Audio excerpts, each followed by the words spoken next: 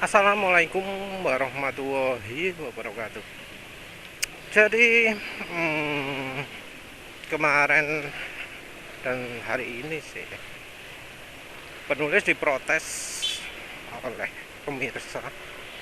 Awalnya sih mau buatin video, tapi iya ternyata orangnya sebenarnya nggak begitu paham ya soal oli.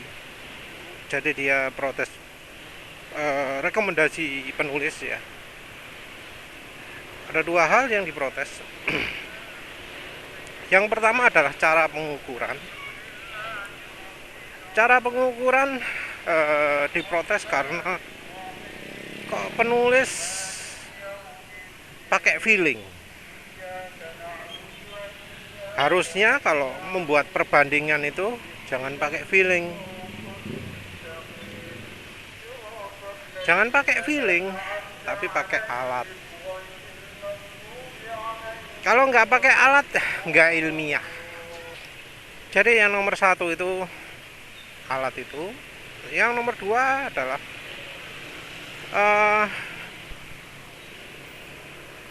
ngomong oli lain, melarang oli lain itu nggak etis.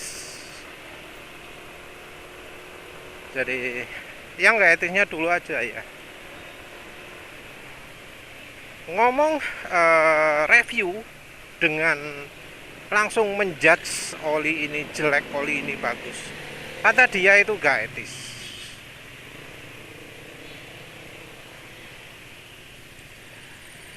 Penulis sendiri nggak tahu etikanya itu tertulis di mana ya.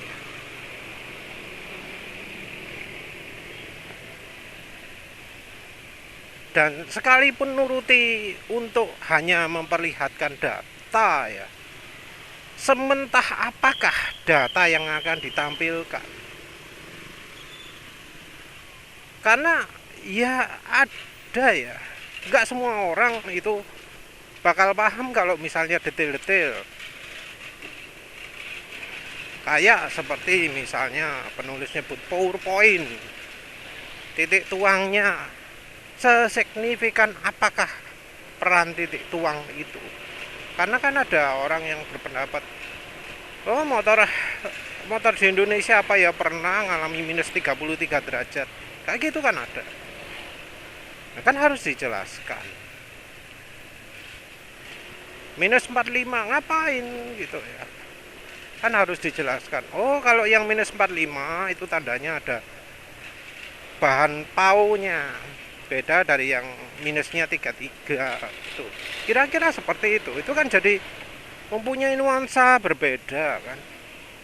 Nah itu kan sudah membuat review itu jadi lebih subjektif, karena kita jadi mengarahkan orang. Jadi review yang benar-benar objektif itu ya mustahil lah ya. Kita manusia. Ada yang ngomong, oh sifat oli ini yang lebih baik, sementara orang lain, oh sifat oli ini yang lebih baik. Tiap orang punya pendapat beda-beda. Jadi review ya, karena ya review orang, ya jadi subjektif. Menurut penulis, membuat seobjektif mungkin itu ya ada gunanya kah? Kalau misalnya objektif tapi pemirsanya terus akhirnya keblondro ya, beli barang tapi rugi kan ya kurang baik juga kan. Namanya review yang tidak membantu konsumen namanya kan, padahal review itu adalah untuk konsumen.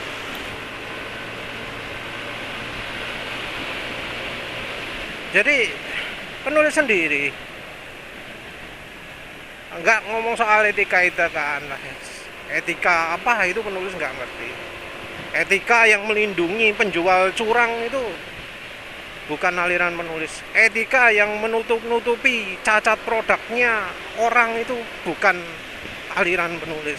Karena bagi penulis ya, kalau misalnya produk ada cacatnya dan penulis tahu, walau penulis ini bukan penjualnya, walau penulis ini sama-sama konsumen, penulis ya harus bagikan, harus ceritakan Kalau nggak diceritakan, penulis bakal ikutan dosa. Itu yang penulis yakini. Mau itu motornya penulis sendiri, motornya orang lain, nggak ada bedanya. Mau itu produk sendiri, produk orang lain, ya harus sama. Kalau ada cacat ya ceritakan. Etika yang tidak menceritakan keburukan produknya orang lain hanya demi biar orang lain tidak menjelek-jelekkan barang jualan kita, ya itu menurut penulis aliran lain, itu bukan aliran menulis. No problem kalau ada orang lain menjelek-jelekkan produknya penulis, selama fakta ya tak ion.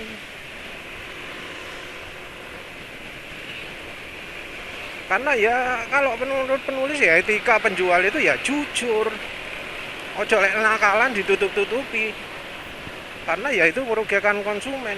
Review itu bukan untuk melariskan produknya penjual, tapi untuk biar konsumen kalau beli itu lego, biar konsumen kalau beli itu enggak kecewa gitu ya. Ya tentu kalau misalnya ada perbedaan pendapat tentu selalu ada ya. Ya silahkan, tapi ya kalau belum pernah bandingkan ya bandingkan dulu lah. Karena penulis misalnya ngomong oli ini jelek, ya kan karena penulis membandingkan dengan oli yang menurut penulis lebih baik. Ya silahkan coba yang coba oli yang menurut penulis baik. Bedakan. Kalau merasa ini lebih jelek, jeleknya apa, bagusnya apa. Ojo ngomong gak enak, itu jangan. Harus detail. Terus, lalu soal alat ukur ya. Untuk soal ilmiah, penulis sudah bahas sebelumnya. Ilmiah itu sebuah metode,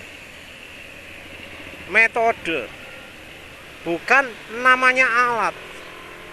Ilmiah itu nggak harus pakai alat yang diproduksi pakai ISO sekian, memenuhi standar sekian, terus otomatis hasilnya bisa bener. Enggak. Mungkin yang banyak cerita itu adalah alat free energy gitu ya. Oh ya, ini bisa dapat sekian volt, inputnya cuma 3 volt, bisa keluar 15 volt. Pakai alat yang sudah tersertifikasi, alatnya sudah akurat, ilmiah, ini terbukti secara ilmiah alat ini betul-betul free energi, masuknya 3 volt, keluarnya 15 volt. Padahal itu salah satuannya dipakai salah. Kalau yang namanya free energi, maka yang diukur itu apa? Watt.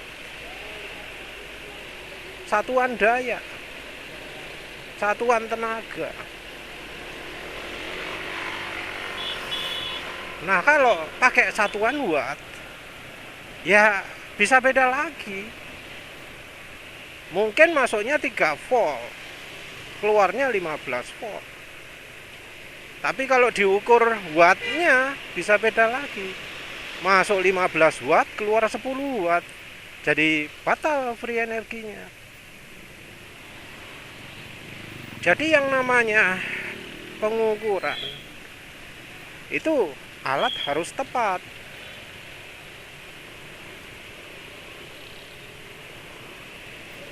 Kalau alat nggak tepat, dia bukan penelitian yang baik gitu. Hal yang sama juga terjadi pada oli.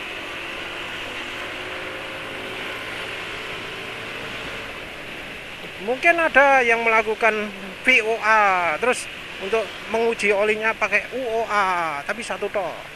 UOA-nya juga cuma UOA keausan metalnya toh, wear metalnya toh yang diukur. Itu nggak akurat. Kenapa nggak akurat? Karena penurunan kekentalan olinya nggak diketahui, nggak diukur. Shear stability nggak diukur, fuel dilution nggak diukur,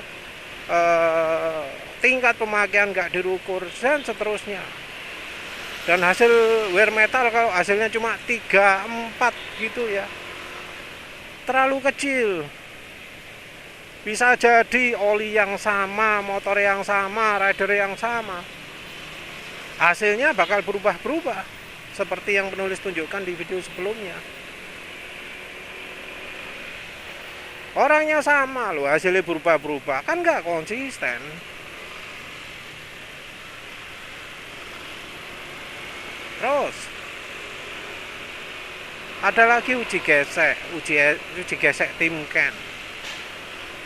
Diomongi, oh ini ini hebat, ini dia bisa nahan gesekan sekian, bisa nahan tekanan sekian. Ini kalau dihitung, ini harus dikalikan, dikalikan 10.000. Jadi di sini keukur 500. Nah itu artinya 5 juta. 5 juta PSI. Ini ADTV ini kuat menahan 5 juta PSI. Nah masalahnya orang sering lupa, apa di mesin tekanannya sebesar itu? Di bagian mana ada komponen mesin yang tekanannya terjadi seperti itu? Biasanya ada tekanan seperti itu munculnya ada di transmisi yang menggunakan model gigi-gigi yang helikal, jadi yang ada ulirane. Gigi itu menekan uliran itu menekan gigi. Nah gesekan itu karena disalurkan oleh bagian belakang motor, torsinya besar sekali. Bukan motor sih, mobil ya, karena ya contohnya lah oli transmisi motor, walau ukurannya 100 ml, pakai oli mesin nggak apa-apa. Pakai oli yang minim aditif, pakai meteran saya 40, dipakai 10.000 km ya nggak apa-apa. Kalau mobil ya ceritanya lain lagi. Mobil badannya berat, tenaganya juga lebih besar dari motor.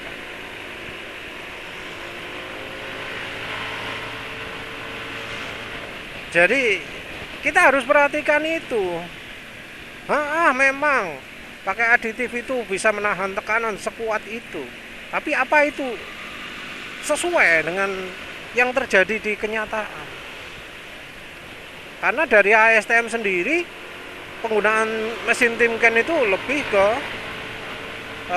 grease ya, atau oli transmisi, ke stempet atau oli transmisi yang memang kerjanya lebih berat.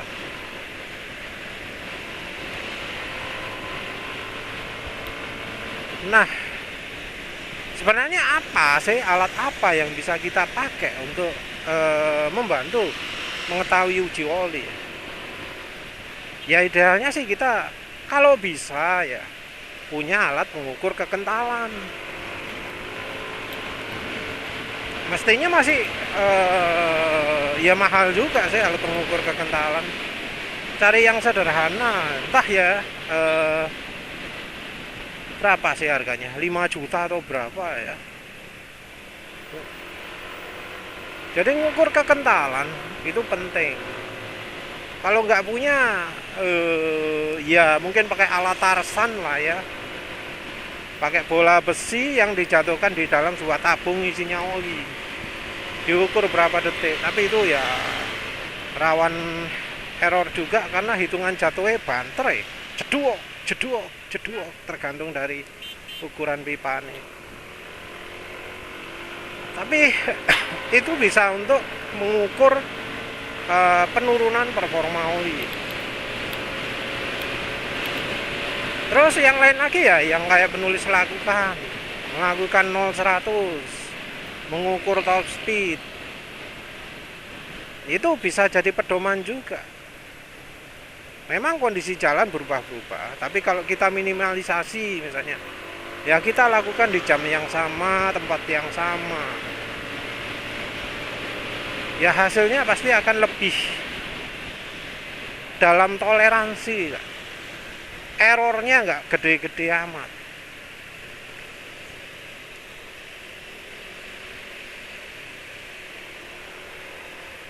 Jadi apa, nggak eh, nggak parah-parah banget lah, misalnya kalau ada yang nggak pas gitu ya. Terus selain itu apa, mesin dyno juga bisa, tapi kalau mesin dyno itu nggak bisa kalau kita ganti oli langsung dyno, nggak boleh, harus pakai 100 km dulu lah, karena ya minim 40 km ya.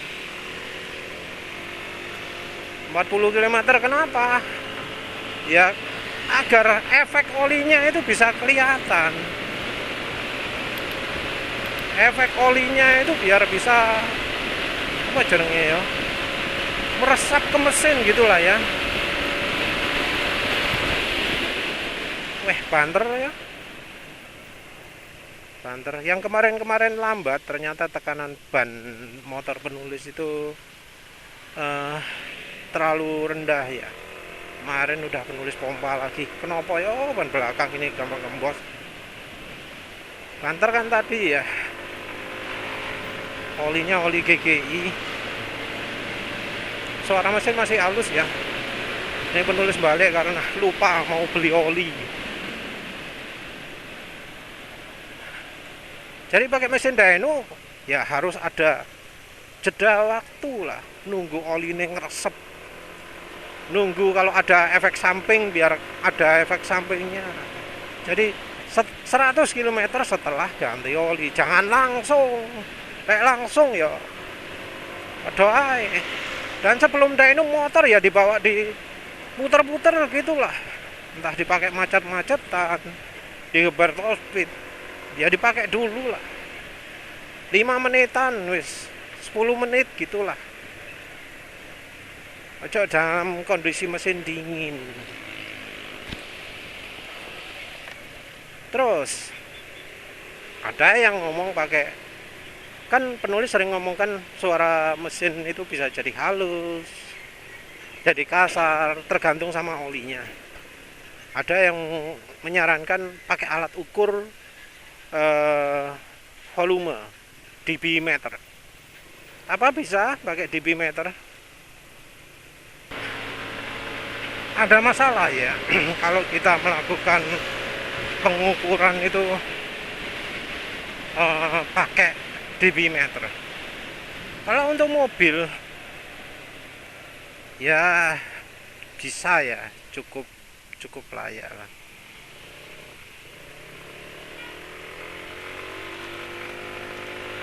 Tapi kalau untuk motor gak iso, apalagi motornya matic.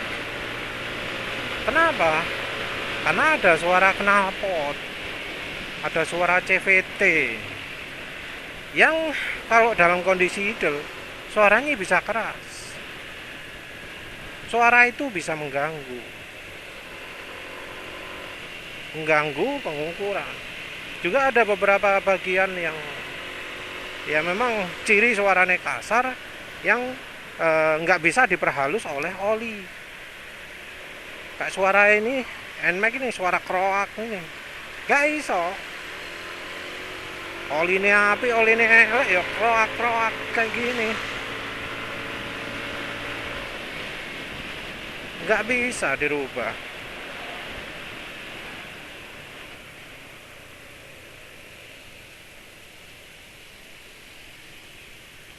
Untuk suara yang perlu diperhatikan itu adalah warna suara, spektrum suara ya mepet-mepet lah, pakai Fourier transform ya, FFT ya, fungsinya kalau di audio editor. Tapi itu juga ada keterbatasan karena ya butuh mic yang peka, kalau butuh yang kasaran itu. Repotnya beberapa perekam itu punya fitur auto gain. Nah ya wis. fitur yang membuat suara volume itu jadi keras secara otomatis. Fitur itu bagus, bagus. Tapi masalahnya itu jadi mengganggu pengukuran.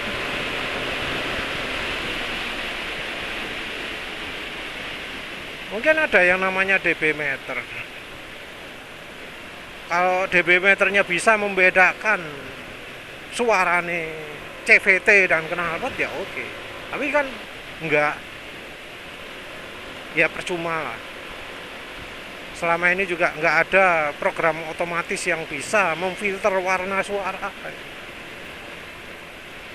Karena variasi suara itu besar sekali, juga karena sampling yang kurang kurang banyak gitu ya. Masih belum secanggih itu program editing suara itu. Keterbatasan teknologi.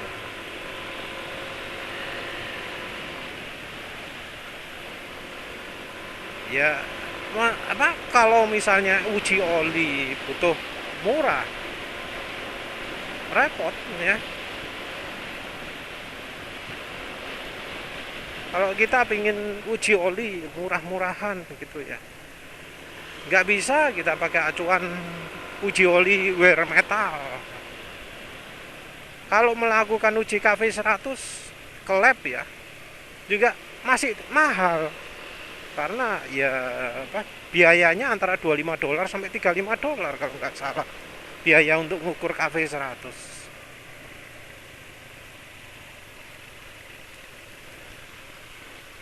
Ya, terpaksa kita harus buat alat sendiri untuk mengukur kekentalan. Ukur kekentalan, sampling olinya direbus sehingga dijamin 100 derajat. Habis itu langsung bolanya diluncurkan di tabungnya itu.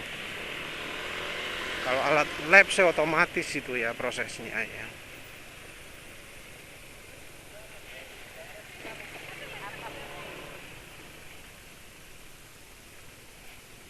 Repot lah kalau ngukur volume secara otomatis itu ya. Volume. Ngukur sifat-sifat oli. Apalagi ya? Share stability susah ya, share stability karena share stability itu membutuhkan kondisi olinya sedang dalam keadaan dikocok. Nggak bisa.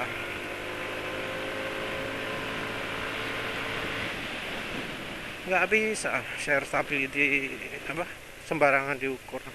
Untuk bisa dapat angka yang konsisten sulit.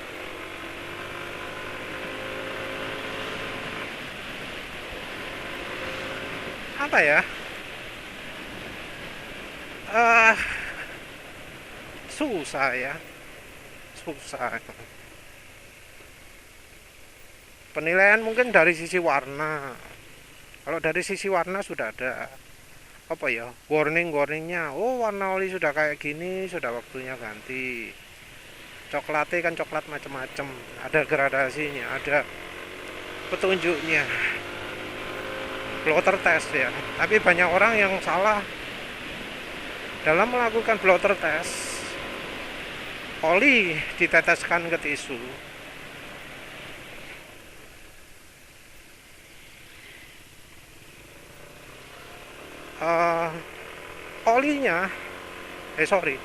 Kertas tisunya harus dibiarkan kering. Jadi nggak boleh olinya itu dalam keadaan basah, membasahi tisu. Olinya harus kering dulu. Tapi ya ini ada masalah lain lagi. Masalah lainnya adalah karena penulis menjumpai ada oli yang kemampuan perlindungannya sudah lemah karena olinya sudah terlalu encer. Oli sudah turun grade istilahnya ya. Oli misal kekentalannya dibutuhkan 10W40, jadi nggak layak pakai kalau sudah turun grade jadi 10W30. Nah, blotter test itu nggak bisa deteksi itu. Dia cuma bisa deteksi oksidasi, deteksi fuel dilution. Nggak bisa deteksi kalau olinya terlalu encer. Jadi kayaknya ya, kalau misalnya benar-benar pakai alat, ya penulis pakai yang selama ini 0-100 stop speed, warna suara direkam, terus sama pengukur kekentalan buat sendiri.